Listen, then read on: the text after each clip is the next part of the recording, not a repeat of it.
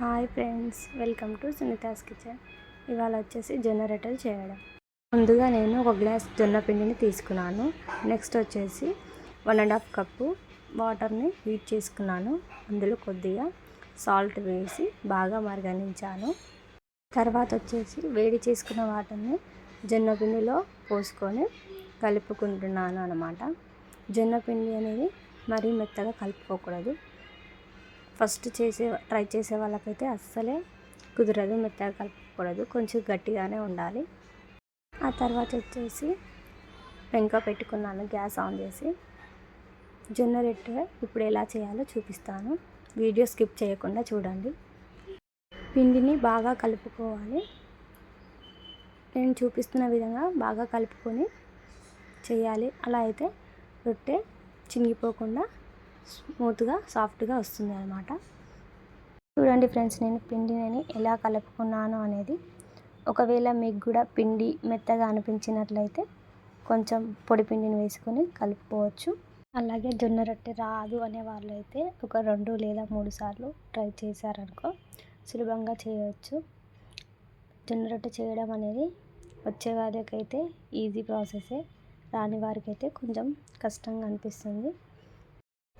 అలాగే జొన్న రొట్టె చేసేటప్పుడు ఎప్పుడైనా సరే చేతికి పొడి పిండి అనేది ఉండాలి. చేతి తడిగా ఉంటే రొట్టె కొట్టడానికి సరిగ్గా రాదు. అలాగే జొన్న రొట్టెలు ఒక్కొక్కరు ఒక్కొక్క విధంగా చేస్తారండి. నేనైతే ఇలానే చేస్తాను, నాకు ఇలానే ఈజీగా అనిపిస్తుంది. మరి మీరు ఎలా చేస్తారో చెప్పండి. అలాగే రొట్టె రాని వాళ్ళైతే ఇలా ట్రై చేయండి. ఏమైనా డౌట్స్ ఉంటే కామెంట్ సెక్షన్లో కామెంట్ చేయండి. చూడండి ఫ్రెండ్స్, నేను ఎంత ఈజీగా చేశానో అనేది. స్టార్టింగ్లో నేను కూడా చాలా మిస్టేక్ చేశాను, అంత పర్ఫెక్ట్గా అనేది నాకు కూడా ఏం రాలేదు. ఇప్పుడు మెల్లిమెల్లిగా చేస్తుంటే అలవాటు అయిపోయింది. చాలా వరకు హ్యాండ్ మీద వేశారు, నాకు అలా వేయడానికి రాదు. కాబట్టి నేను ఒక రేకు తీసుకొని దాని మీద పొడి పిండి వేసి పెంక మీద వేసాను. నెక్స్ట్ వచ్చేసి వాటర్ని హ్యాండ్తో చల్లుకోవచ్చు, కానీ నేను గ్యాస్ మీద పడుతుందనేసి ఒక క్లాత్ తీసుకొని వాటర్ని దాని మీద అప్లై చేస్తున్నాను. మీ ఇష్టం అండి, అది ఎలా అయినా చేసుకోవచ్చు. తర్వాత జొన్న రొట్టెను బాగా కాల్చుకోవాలి.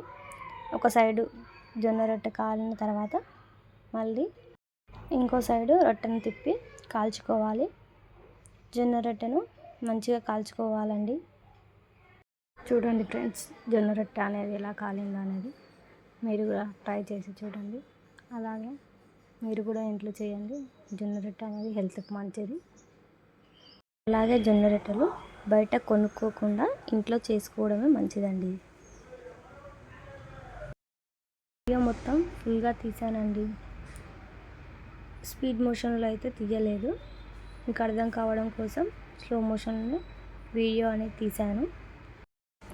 ఇంకా మీకు ఏమైనా అర్థం కాకపోతే నాకు కామెంట్ చేయండి.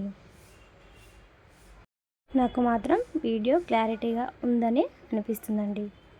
అంతే అండి. ఇంకా జొన్న రొట్టె చేయడం అనేది నాకైతే చపాతీ కన్నా జొన్న రొట్టె చేయడం ఈజీగా అనిపిస్తుంది. మీకేమనిపిస్తుందో చెప్పండి. మీరు కూడా ట్రై చేయండి, మీ ఇంట్లో వాళ్ళకు పెట్టండి చేసి. అలాగే నా ఛానల్ని చూసిన వాళ్ళైతే లైక్ అండ్ షేర్, సబ్స్క్రైబ్ చేయండి ఫ్రెండ్స్, మర్చిపోకుండా. మొత్తం వీడియో చూడండి, మీకు అర్థమవుతుంది నేను ఎన్ని రొట్టెలు చేశానని, ఎలా ఉన్నాయి రొట్టెలు కూడా అని.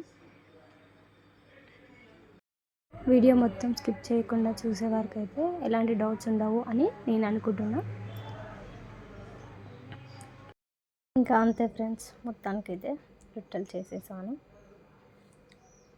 నెక్స్ట్ వచ్చేసి కూడా క్లాత్తో కాకుండా చెయ్యితో కూడా ఎలా నీళ్ళు చల్లాలి అనేది కూడా వీడియో చూపిస్తున్నాను.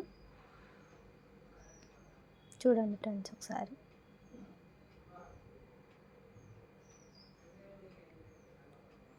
రొట్టె కాలిన తర్వాత మళ్ళీ వెనుక సైడు కాల్చుకుంటున్నాను.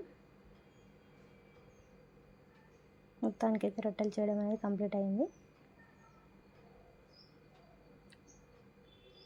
మళ్ళీ అంతలోపు ఇంకో రొట్టె కూడా చేసేసాను.